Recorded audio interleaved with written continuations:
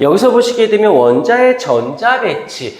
이제 여기서 이제 내가 제일 하고자 하는 가장 클라이막스가 누구냐면 옥텟 규칙이라는 내용을 할 거예요. 그 옥텟 규칙을 가기 위해서 지금 이런 것들을 쫙 설명을 하고 옥텟 규칙이 되면 다시 이제 주기율표로 넘어갑니다. 그러면 주기율표의 활용이 보이게 되고 주기율표의 활용은 곧 화원의 3단원에 나와 있는 화학 결합으로 빠지게 됩니다. 그러면 이게 어떤 일이 발생하냐면 2단원과 3단원은 분리된 단원이 아니라 한 세트를 임의대로 나눠놓은 거다라고 느끼셔야 됩니다. 자, 일단 원자의 구조, 이건 밑줄만 긁 겁니다. 이거 설명할 시간 없는데 만약에 난 이게 부족하다 그럼 꼭 말씀하시고, 근데 지금 내가 이걸 하고자 하는 게 아니라서 그냥 동그라미만 치세요. 원자 핵 동그라미 치고 전자 동그라미, 그다음에 양성자 동그라미, 중성자 동그라미. 그다음에 그런데 여기서 이제부터 해야 되는 게 바로 뭐냐면 이거예요. 원자의 에너지 준위라고 하는데, 자, 필기보단 경청이 먼저야. 여기서 보게 되면 이제 잘 봐봐. 원자 핵 안에 양전하를 띠는 중심에, 원자핵이 플러스 전하를 띠는데 중심에 있고 전자는 음전하 마이너스를 띠는데 주위에 있어요. 뭐 그런가 보다 생각할 수도 있는데, 생각할 게 무엇이냐면, 생각해보자. 중심에는 플러스고 주변에는 마이너스야. 그럼 둘이 서로 어떻게 될까요? 끌어당기겠지. 그러면 끌려와서 들러붙지 않을까? 그런데 전자가 여기에 붙어 있지 않고 주변에 있는 걸 확인한 거야. 여기서 문제. 플러스 마이너스는 인력인데도 불구하고도 적당한 거리를 갖고 있다라는 것은 누가 보호라는 아저씨가 이걸 고심고심하다가 얘가 플러스인 것도 맞고 마이너스도 맞긴 한데 이 전자가 어떠한 특정한 에너지 값을 가지고 있어서 그 에너지 인력을 이겨내고 벗어날 수 있는 에너지를 갖고 있을 거다라고 생각한 거지. 전자가 에너지를 가져서 마냥 끌려가지 않게 일정한 거리를 두는 에너지를 가지고 있을 거야. 그걸 우린 에너지 준위라고 해서, 여기서 에너지 준위라는 말, 기준이 되는 위치 에너지, 그 에너지가 어떤 적당한 거리의 기준이 될 수 있는 위치, 거리에 에너지가 있을 거다라고 해서 전자가 갖고 있는 특정 밑줄, 전자라는 단어에다가 밑줄, 특정한 에너지 값이라는 말에다가 밑줄. 자, 그러면 특정한 에너지를 가지고 있어. 그런데 여기 좀 봐봐. 에너지를 가지고 있으면 이제 승준이가 원자이고 내가 전자야. 그러면 승준이하고 나하고 플러스 마이너스가 인력 때문에 끌려가려고 하는데, 내가 에너지를 갖고 있어서 더 이상 그 에너지는 더 이상 가지 않게끔 내가 버티는 힘이라고 보시면 돼요. 그러면 이걸 조금 더 가자. 그럼 내가 에너지를 많이 갖고 있으면 어떻게 될까? 조금 벗어나겠지. 밀어내는, 안 가려는 힘이니까 더 많이 받으면 더 뒤로 갈 거야. 근데 엄청나게 많이 얼마의 값을 받으면 아예 제 영역에서 벗어나 버리겠지. 그걸 우린 전자를 잃었다라고 하는 거지. 그런데 내가 얘 영역 밖에 있었거든. 전자야, 내가. 그런데 인력에서 내가 안을 끌려 들어왔어. 그럼 난 어떻게 된 거야? 전자가 너 쪽으로 왔으니까 전자를 얻은 거지. 맞아? 그걸 음이온이다라고 표현을 하는 건데, 이러다 보니 이 보호라고 하는 아저씨는 이 에너지 준위를 찾고 싶었던 거야. 그런데 이제 여기서 보면 에너지를, 특정한 에너지를 주고 이제 내보낼 때 에너지가 어떻게 방출되는가 봤더니, 여기서 불연속이라는 단어가 이제 어디선가 나올 건데, 일단 불연속적이다라는 것을 알게 돼요. 이제 선 스펙트럼을 통해서 전자가 에너지를 방출할 때 불연속적으로, 무슨 소리냐? 여기 좀 잠깐 볼까? 좀 그림을 확대해 볼게요. 지금 원자핵이 여기에 있어요. 그러면 전자가 에너지를 갖고 있어. 근데 에너지를 갖고 있는데 많이 못 갖고 있어. 많이 못 갖고 있으면 원자핵 쪽에 있어야겠지. 많이 갖고 있으면 원자핵에서 좀 벗어나 줘야겠지. 그런데 계산을 하고 실험을 하고 수소의 여기 선 스펙트럼을 조사해 보니까 어떤 일이 발생하냐면 전자가 에너지를 갖고 있긴 한데 아무 때나 아무 양이나 적당한 이런 게 아니라 특정한 에너지 값만 갖고 있대요. 그래서 특정한 에너지면 여기에서 원자가 벗어날 수 있는 요 정도의 거리에 있는 에너지 값을 갖던지 여기를 만큼 벗어날 수 있는 에너지 값을 갖던지 즉 전자가 요 중간에 자 이거를 그림으로 나타낸 게 이거거든. 지금 얘가 가장 밑에야. 이 원자에서 제일 가까운 점이 여긴 거야. 전자가 여기에 있거나 여기에 있거나 여기에 있거나 여기에 있지. 이 중간에 전자가 있지. 요 중간에 전자, 요 중간이 여기가 되는 거예요. 여기는 있을 수 없고 여기 아니면 여기, 여기 아니면 여기, 여기 이렇게 어떻게 연속적이지 않고 불연속적으로 전자는 위치하는 걸 알게 된 거지. 여기까지 됐어요? 전자는 에너지를 특정한 값, 여기 있을 수 있는 값, 에너지, 여기 있을 수 있는 에너지 값, 여기 있을 수 있는 에너지, 한 특정한 값을 갖고 있구나. 그걸 에너지 준위라고 얘기를 하고, 생김새를 딱 봤더니 왜 그랬는지 모르겠는데 양파 껍질 같은 느낌. 껍질 한번 까면 양파 같은 경우는 한번 껍질 까면 또 하나 안쪽 껍질, 또 껍질, 또 껍질이라고 해서 이 특정한 에너지 값을 뭐라고 불렀냐면 전자 껍질, 전자가 껍질이 있는 것처럼 보였다고 해서 전자 껍질이라는 말을 쓰게 됩니다. 그래서 여기를 보면 어떤 에너지가 전자를 가지고 있어. 전자가 에너지를 갖고 있어. 전자가 에너지 값을 갖고 있는 걸 에너지 준위, 전자의 에너지 값을 에너지 준위, 이거를 생김새 모형이 전자 껍질처럼 생겼다. 그래서 껍질이라는 말을 썼네. 그래서 여기다 동그라미 좀 쳐줄까요? 전자 껍질이라는 말은 전자에다가 동그라미 치고 밑줄 에너지 준위의 궤도, 에너지 준위의 궤도. 좀 용어가 낯설더라도 이해해 주셔야 됩니다. 여기서 원자에게 가까운 전자야. 원자에게 가까우면 전자는 에너지가 적겠지. 에너지가 많으면 아무래도 좀 벗어나 있겠죠. 그래서 원자에서 가까운 전자 껍질일수록 에너지는 낮고 먼 곳일수록 에너지를 많이 갖고 높다라고 볼 수가 있는 것이네. 그래서 우리가 첫 번째 배운 게 무엇이냐면 전자 껍질이라고 하는 개념을 먼저 배운 거야. 그래서 전자 껍질이라는 것은 요 껍질은 에너지 준위, 에너지 값이다라고 보면 되는 거지.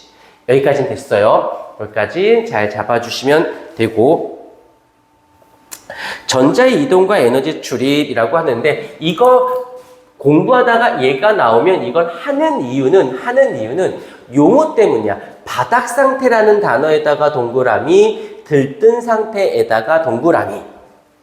바닥 상태, 들뜬 상태. 말 그대로 안정, 불안정이라는 어휘를 갖고 들어와 볼게요. 바닥 상태라는 말과 들뜬 상태가 있어. 안정된 상태, 불안정한 상태의 연결고리를 짓는다면 바닥 상태가 안정된 것 같아, 불안정한 것 같아. 그치? 바닥이 잘 깔려 있건 들떠 있어. 그럼 안정됐다라는 어휘보다 불안정이라는 단어가 조금 더 와닿겠지? 맞아요. 불안정한 상태를 들뜬 상태, 안정한 상태를 바닥 상태. 근데 아까 얘기했지만 에너지가 많으면 가만히 있겠어? 뛰어다니겠어? 당연히 뛰어다닐 수밖에 없어요. 그래서 에너지가 낮은 상태, 이런 단어보다는 전자가 있어야 할 곳에 있는 상태. 무조건 낮다의 개념이 아니라 있어야 할 곳에 있으면 그걸 바닥 상태, 안정한 상태라고 얘기하고요. 에너지를 받아서 있어야 할 곳이 아닌 다른 곳으로, 에너지를 과잉으로 받아서 있어야 할 곳이 아닌 다음 껍질, 위에, 다른 곳에 갔어. 안정되지 않았어. 불안정한 상태야 들뜬 상태라고 하는 거지. 그래서 나오는 용어가 에너지를 흡수했어. 받았잖아. 불안정하잖아. 그냥 들떴다고 얘기하는 거지. 옆에다 살짝 뭐라고 쓰냐면 바닥 상태 옆에다가 요 단어를 좀 써주시면 좋아요. 바닥 상태에다가 안정한 상태.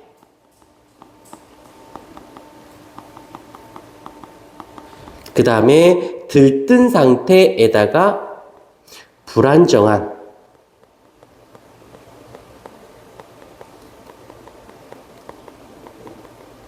안정한 상태, 불안정한 상태라고 해주시면 되어집니다.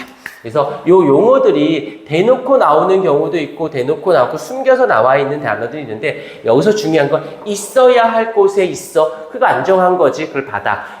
에너지를 받아서 과잉돼서 불안정해. 들뜬 상태다라고 봐주시면 되고 요 이동은 굉장히 많이 써먹어요. 근데 웃긴 건 이 용어들이 대놓고는 잘 안 나와. 근데 이 아이들 때문에 화학결합이 일어나고 주기율표의 주기와 조기의 개념이 많이 왔다 갔다 한다는 것도 잊지 않도록 하시고요. 전자배치. 여기다가도 살짝 별표를 하나 쳐주시고요.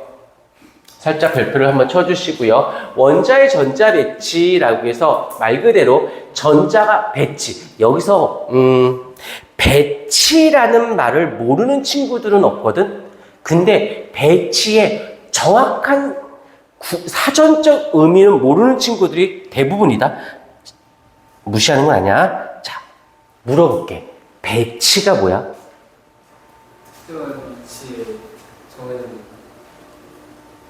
정확히 50점이야.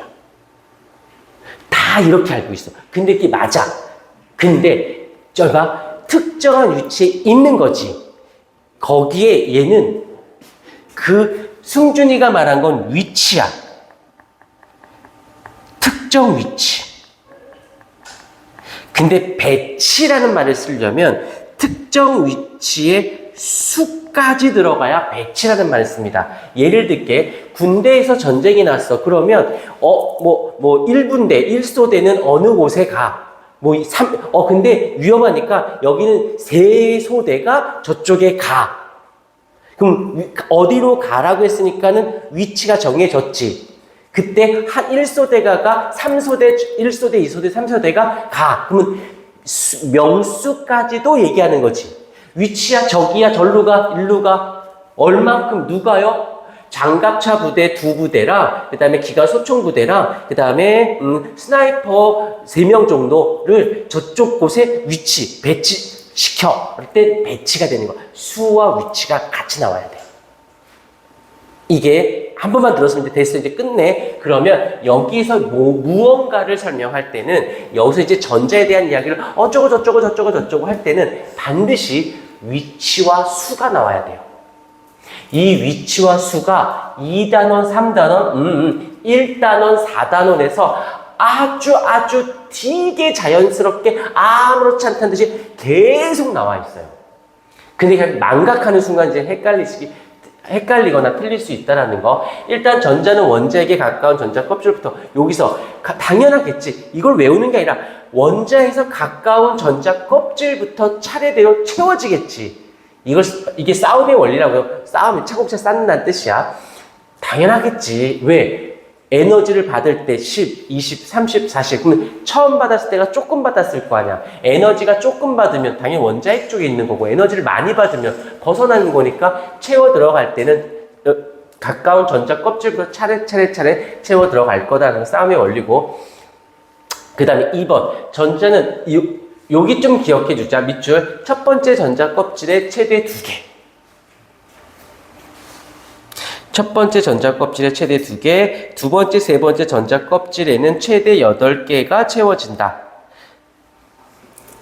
여기서 2개가 있다는 거는 아니고요. 1개, 2개까지 가능하다는 거고, 얘는 하나, 둘, 셋, 넷에서 8개까지는 채워 들어갈 수 있다는 거. 그 이상은 채워 들어갈 수는 없습니다. 까지 됐고, 요거 잘 기억해 주세요. 요게 나중에 굉장히 요긴하게 써먹을 거다라는 거고, 그 다음에 원자가 전자라는 말에다가 밑줄을 한번 그어 주시고,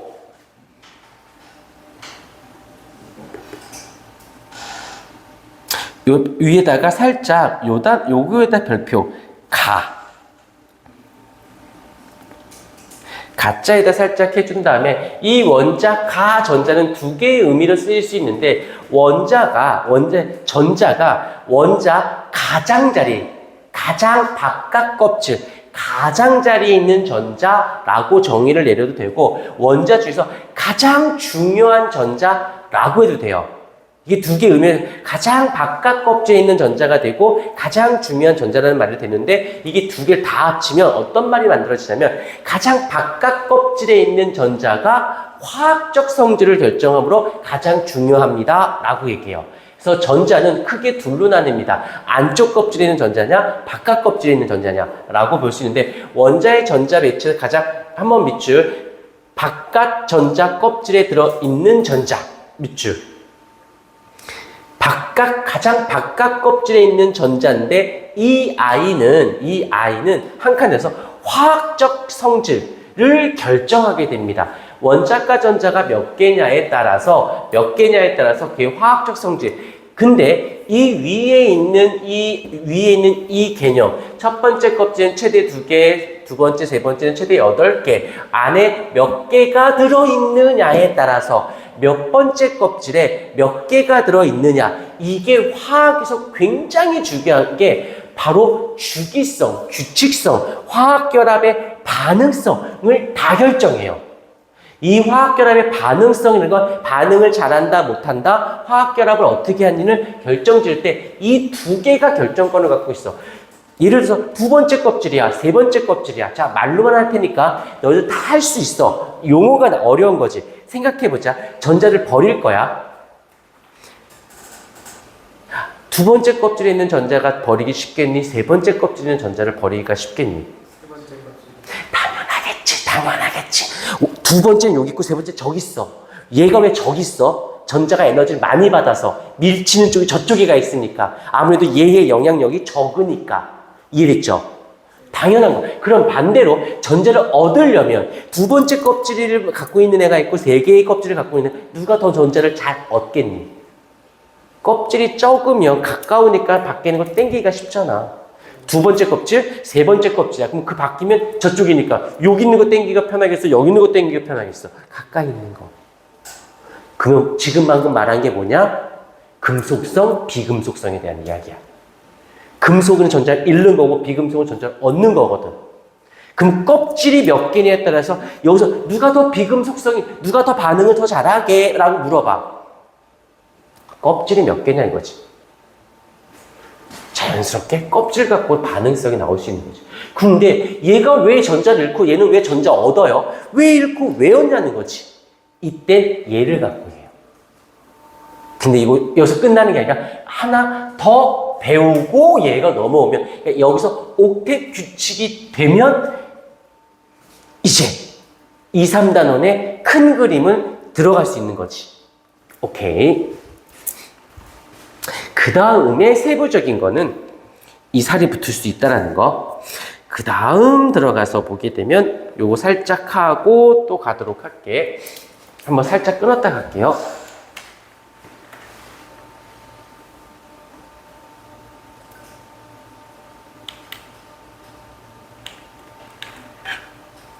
이거 이러시면 안 되죠?